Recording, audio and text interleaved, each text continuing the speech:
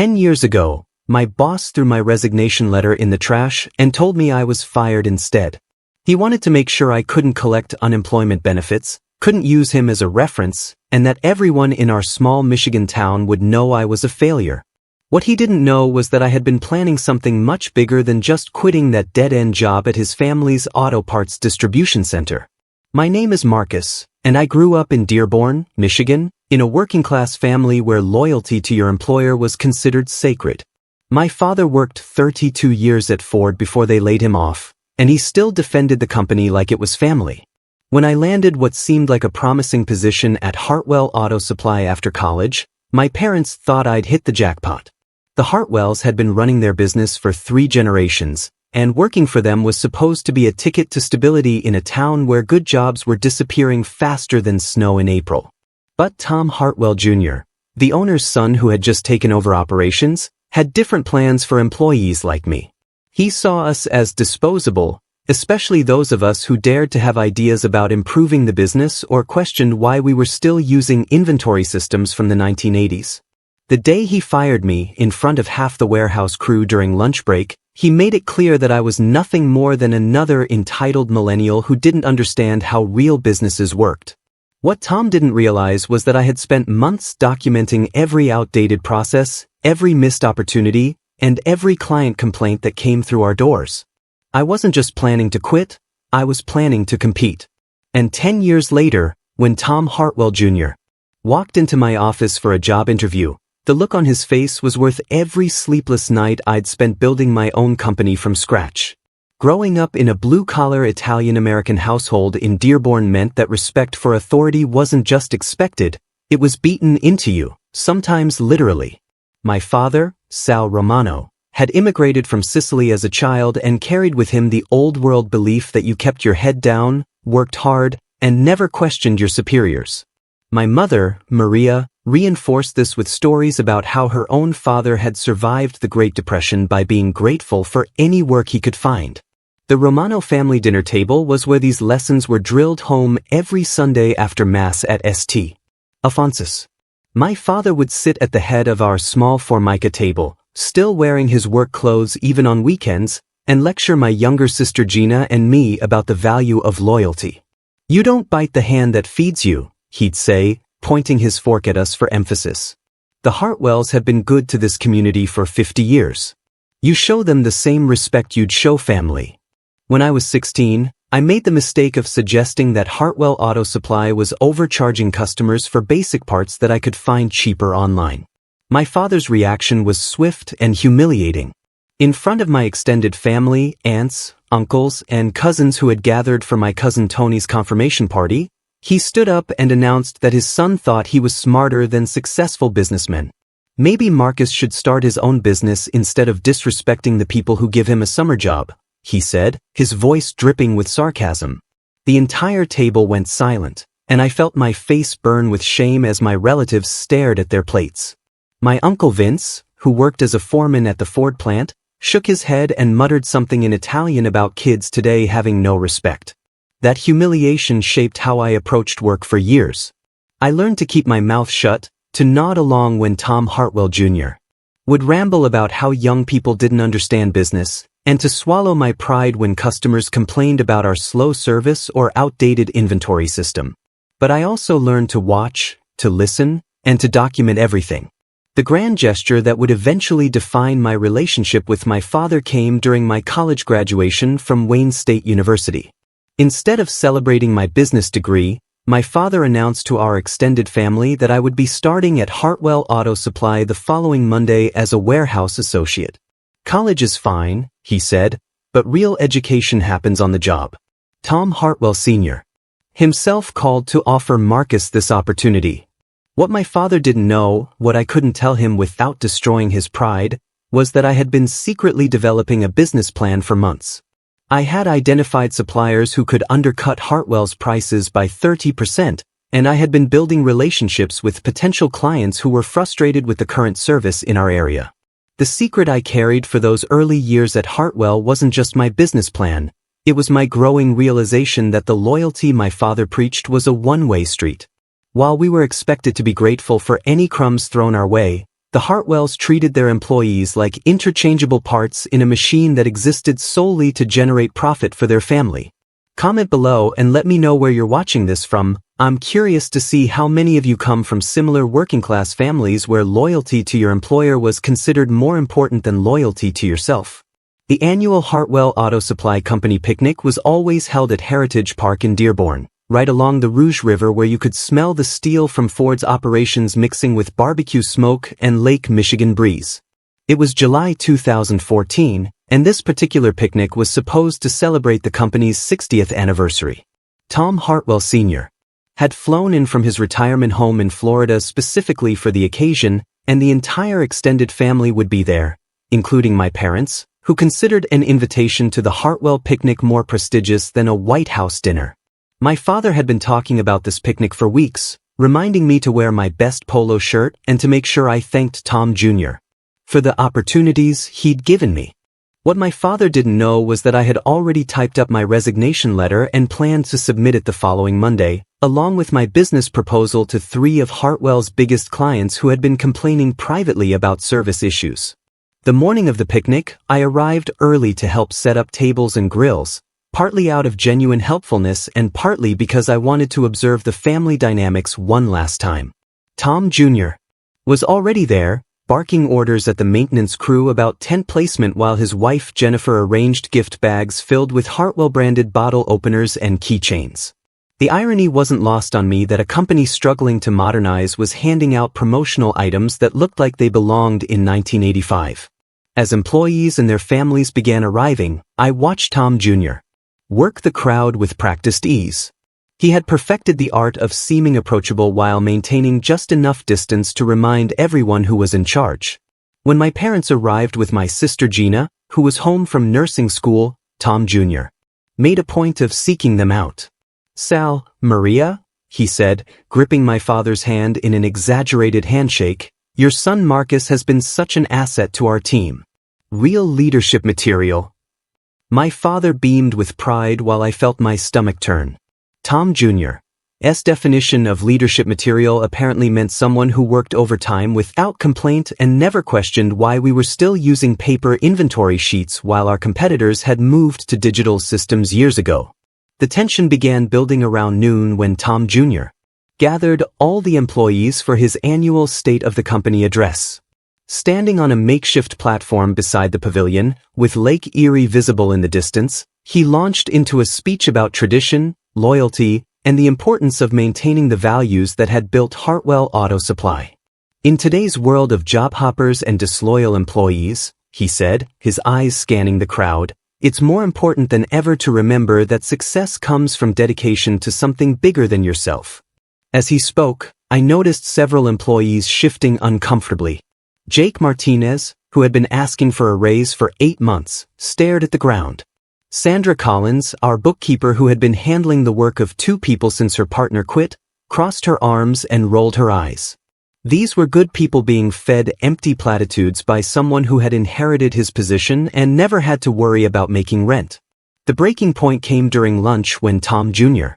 approached me as I was loading my plate with potato salad and hamburgers from the grill.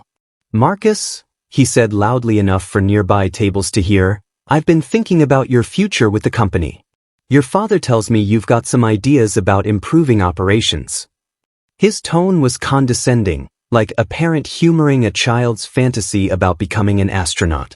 "I do have some thoughts," I replied carefully, aware that my parents were watching from their table 20 feet away. "Well, here's some free advice," Tom Jr. continued, his voice getting louder. "Ideas are cheap. What we need are people who understand that success comes from executing proven systems, not from trying to reinvent the wheel because you read something in a business textbook." Several people had stopped eating to listen, including Tom Sr., who was nodding along approvingly. That's when my phone buzzed with a text message that changed everything. Jake Martinez, who was standing near the dessert table, had sent me a photo he'd just taken in Tom Jr.'s office while retrieving something from the lost and found. The image showed a printout of employee salaries lying open on the desk, revealing that Tom Jr. was paying himself more in monthly consulting fees than most of his employees made in a year, while simultaneously telling us there wasn't room in the budget for raises or updated equipment. As I stared at that photo, feeling my anger rise like the humidity off the Rouge River, Tom Jr. continued his impromptu lecture about loyalty and knowing your place. The irony was suffocating. Here was a man preaching about values while systematically exploiting the very people whose loyalty he demanded. Hit subscribe and like this video to help us reach 1,000 subscribers. Your support means everything as I share these stories about standing up for yourself in impossible situations. The humiliation reached its peak when Tom Jr. decided to make an example of me in front of the entire company and our families. After his condescending lecture about ideas being cheap, he wasn't finished. He turned to address the crowd that had gathered around us, using me as his unwilling prop for a lesson in workplace hierarchy. "You know what, everyone," he announced, his voice carrying across the picnic area, "let me tell you about the difference between thinking you're smart and actually being valuable to a company." My father looked confused, my mother's smile started to fade, and I could feel my sister Gina's concerned eyes on me from across the pavilion. Tom Jr. continued his performance, clearly enjoying the attention. "Marcus here thinks he knows better than 3 generations of Hartwell business experience. He's got ideas about inventory systems, customer service, supplier relationships, you name it." The way he said ideas made it sound like a dirty word. But what Marcus doesn't understand is that real business is built on relationships, trust, and proven methods. Not on some college boys' theories about disruption and innovation. The crowd was growing larger, drawn by the spectacle. I could see Jake Martinez standing near the edge, still holding his phone, probably wondering if he should have sent me that photo. Sandra Collins was shaking her head sympathetically, while Tom Sr. nodded along with his son's impromptu business lesson. My father's expression had shifted from pride to confusion to the beginning of embarrassment. In fact, Tom Jr. said, warming to his theme, Marcus submitted what he called a comprehensive business improvement plan to my office last week. 23 pages of suggestions for how we could do everything better. He pulled out his phone and made a show of scrolling through it. Digital inventory management, supplier diversification, customer relationship software, basically everything we'd need to spend hundreds of thousands of dollars on to fix problems that don't actually exist. That's when I realized he had been setting this up all along. He had never intended to consider my suggestions seriously. He had been planning this public humiliation since the moment I submitted my proposal. The resignation letter in my car suddenly felt like a coward's escape route. "But here's the thing," I said, loud enough for everyone to hear, "those problems do exist, and you know it." The crowd went silent. My father's eyes widened in horror. "Customer complaints are up 40% over the past 2 years. We're losing clients to competitors who can deliver parts in 2 days instead of our average of 6. And maybe if you spent less time on consulting fees and more on actual operations, you'd see that." Tom Jr.'s face went red. "Excuse me? What did you just say?" This was the moment. I pulled out my phone and showed him Jake's photo of the salary printout. I said maybe if you weren't paying yourself $78,000 a month in consulting fees while telling Sandra she can't get a $1,500 raise, you'd have the budget to fix these problems. The silence was deafening. Tom Sr. stepped forward, squinting at my phone. Jennifer Hartwell dropped her paper plate. My mother actually gasped out loud, and I heard my father mutter, "Madonna mia," under his breath. "How did you get that?" Tom Jr. demanded, his voice cracking slightly. "Does it matter how I got it?" I replied. "The question is why you're taking consulting fees equal to 2 full-time salaries while lecturing us about loyalty and sacrifice. The question is why you're telling customers we can't improve delivery times because of supplier constraints when I've identified 3 suppliers who could cut our costs by 30% and improve delivery by 60%. Tom Jr. was struggling to regain control of the situation. "You have no right to, I have every right to call out hypocrisy when I see it," I interrupted. "Especially when you're using my family's respect for your family to justify treating good people like garbage." I looked directly at my father, whose face was cycling through confusion, embarrassment, and something that might have been the beginning of understanding. "That's it, Tom Jr. snapped. "You're done. Pack your things Monday morning and get out." "Actually," I said, reaching into my back pocket, "I'm done now." I pulled out my resignation letter, not the polite, professional version I had originally written, but a new one I had composed in my car during the drive to the picnic. "I quit. And as of tomorrow, I'll be competing with you directly." The bomb had been dropped. Tom Jr. stood there speechless while conversations erupted around us.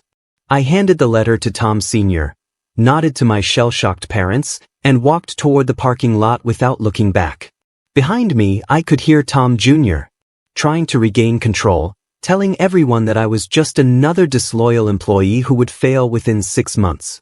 But his voice sounded hollow now, defensive rather than authoritative. The spell had been broken, and everyone had seen behind the curtain.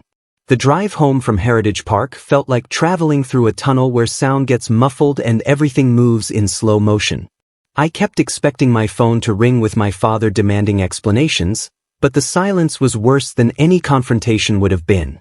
When I finally pulled into our driveway on Schaefer Road, I sat in my car for 20 minutes, watching the house where I had learned that loyalty was the highest virtue and questioning authority was the greatest sin. My parents arrived an hour later, and I could hear them through the thin walls before they even opened the front door. My father's voice was strained with the kind of controlled anger that Italian men perfect over generations. 40 years I've known Tom Hartwell Sr. 40 years of respect, and his son embarrasses our family like this in front of everyone. My mother was trying to calm him down, but I could hear the confusion in her voice too. When they finally called me into the living room, the conversation was unlike any we'd ever had.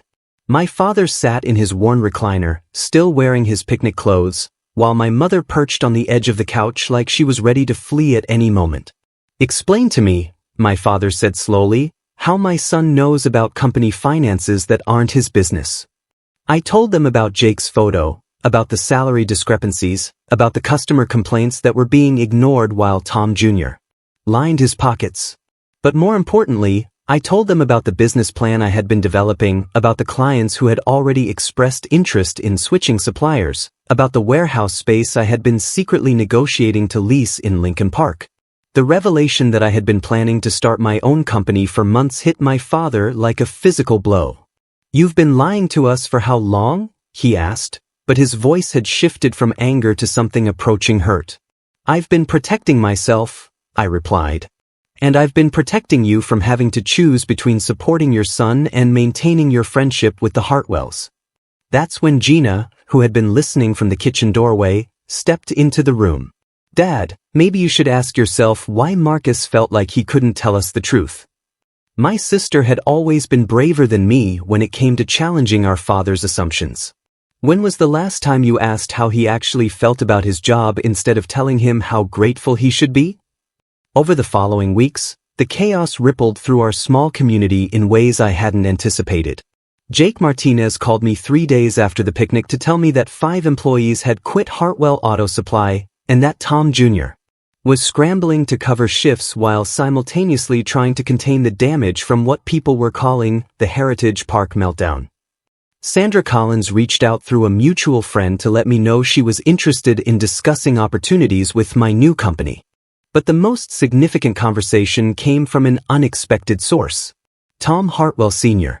called me directly 2 weeks after the confrontation, asking if we could meet for coffee at the Dearborn Diner on Michigan Avenue. When I arrived, I found a 73-year-old man who looked tired in ways that had nothing to do with age. "My son made some mistakes," he said without preamble, stirring sugar into coffee that had gone cold. "But so did you. That salary information was obtained illegally." "Was it wrong?" I asked. He sighed and stared out the window at the traffic heading toward the Ford plant. "No, it wasn't wrong." That admission led to a conversation that lasted 2 hours, where Tom Sr. revealed that he had been growing concerned about his son's management style but hadn't known how to address it without undermining family loyalty. He also revealed something that would change everything. Hartwell Auto Supply was struggling financially, hemorrhaging money due to operational inefficiencies and client dissatisfaction. 6 months later, Romano Auto Solutions opened in a converted warehouse in Lincoln Park with 3 employees. Myself, Sandra Collins as operations manager, and Jake Martinez as inventory coordinator. Our first major client was a mid-sized manufacturing company that had been complaining about Hartwell's service for years.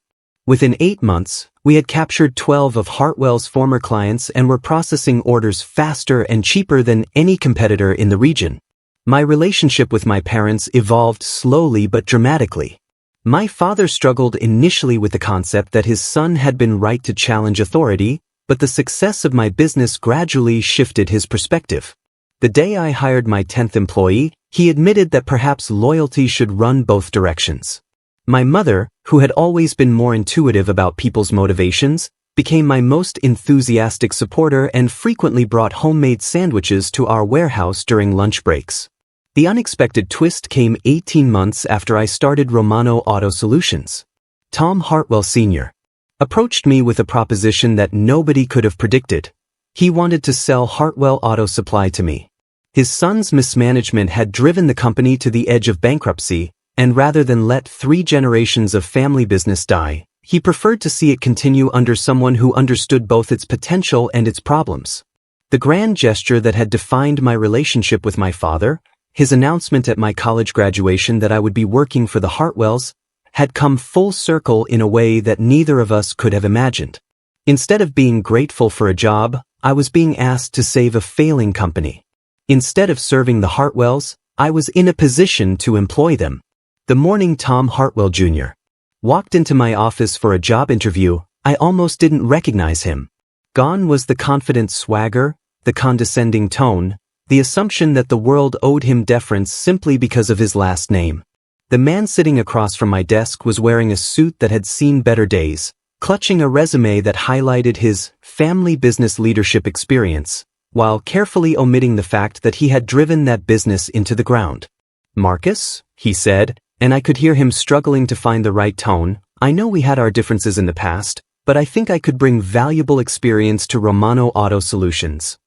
The irony was so thick you could cut it with a forklift. This was the same man who had publicly humiliated me at a company picnic, who had dismissed my ideas as worthless college theories, who had lectured me about loyalty while stealing from his own employees. Now he was sitting in my office, asking for the kind of opportunity he had spent years telling me I didn't deserve. But here's what I learned during those 10 years of building my own company from scratch: revenge is tempting, but it's also empty. The real victory isn't in crushing the people who wronged you, it's in becoming the kind of person and leader you wish you had worked for when you were struggling. I hired Tom Jr. as a warehouse supervisor at $35,000 a year, less than what he used to pay himself monthly in consulting fees, but fair compensation for the position. More importantly, I made sure he understood that his success at Romano Auto Solutions would depend entirely on his ability to treat our employees with the respect and dignity that he had never shown when he was in power. 3 years later, Tom Jr. is still with the company. He's not management material and never will be, but he's become a decent supervisor who shows up on time, follows instructions, and treats his colleagues like human beings rather than expendable resources. Sometimes I catch him watching me during company meetings, and I wonder if he's finally understanding what real leadership looks like. My father visits the warehouse every few months, usually bringing coffee and pastries for the entire staff. He still struggles sometimes with the idea that his son challenged authority and won, but he's proud of what we've built together. "You know," he told me last Christmas, "maybe respect is something you earn, not something you demand." The most important lesson I learned isn't about business strategy or standing up to bullies, though both of those matter. It's about the difference between loyalty that's demanded and loyalty that's earned.